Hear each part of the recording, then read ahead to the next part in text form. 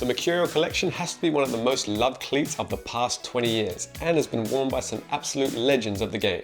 And now that the new version is just released, we thought it was the perfect time to break down the technology and all the different price points of this famous silo.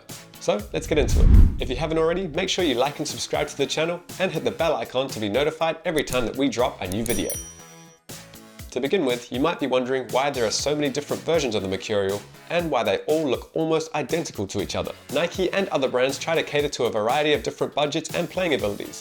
For example, if you're a social player that's looking for an affordable pair of cleats to kick around with your friends once a week, you may not need all the performance technology that's packed into the Elite model, so the club version could suit you best. On the other hand, if money is no object and you're looking for every advantage possible to take your game to the next level, the Elite range might be the way to go. And if you're looking for something in between the two, Nike have got you covered there as well with their Pro and Academy ranges. So now you know why these different price points exist, let's get into what each version offers in terms of technology and performance.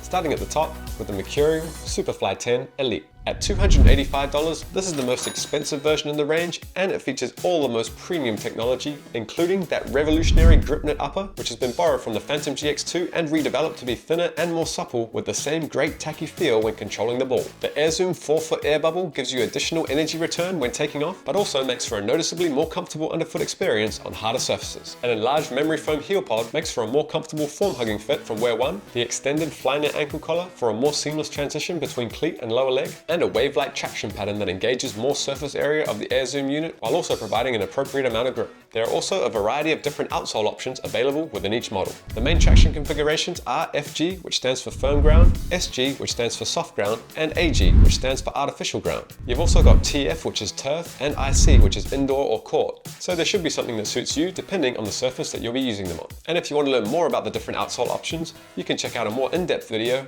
right here. Next up, we have the Mercurial Vapor 16 Elite. And although it's a slight step down in price at $260, the only difference from the Superfly 10 is that instead of this high-cut Flyknit ankle collar, you get a more traditional low-cut ankle. Otherwise, you'll get all the same premium materials and high-performance technologies as a Superfly. By the way, for all the different price tiers, you can think of the Superfly naming convention as the one with the high-cut ankle collar, whereas the lower-cut versions represent the Vapor. At a significant jump down in price, next up is the Pro model of the Vapor at $160 and the Superfly Pro at $170. But what's different and what stays the same from the Elite models? The upper is still made with a Flyknit material, but it's a less premium version than the tacky grip knit seen on the top model. And on the underside of the cleats, you also get the exact same stud shape and configuration as the Elite models, just with a slightly less premium finish. So given that you're getting almost all the same technology as seen on the Elite model, this might be a great option if you're on a slightly tighter budget but still looking for that performance fit and feel. Next up, we come to the Academy version of the Mercurial range, and at $95 you still get great value for money, although the material quality and execution is slightly reduced again from the Pro models.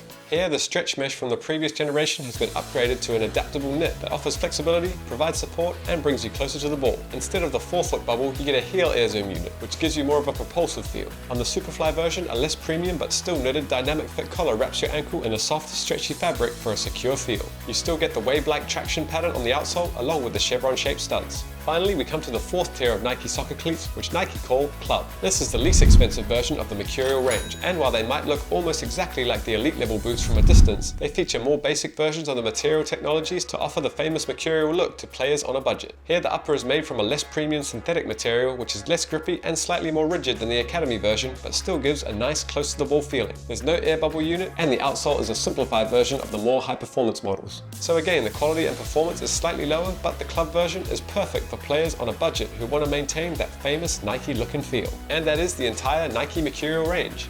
Hopefully it's helped you to figure out which version is right for your playing style and budget. And if so, you can head over to SOCCER.com right now and shop the whole Mercurial range. If you've got any other questions about the cleats that I didn't answer in this video, make sure to drop me a comment in the section below. Like and subscribe to the channel if you enjoyed the video. I'm Sam, and I'll see you next time.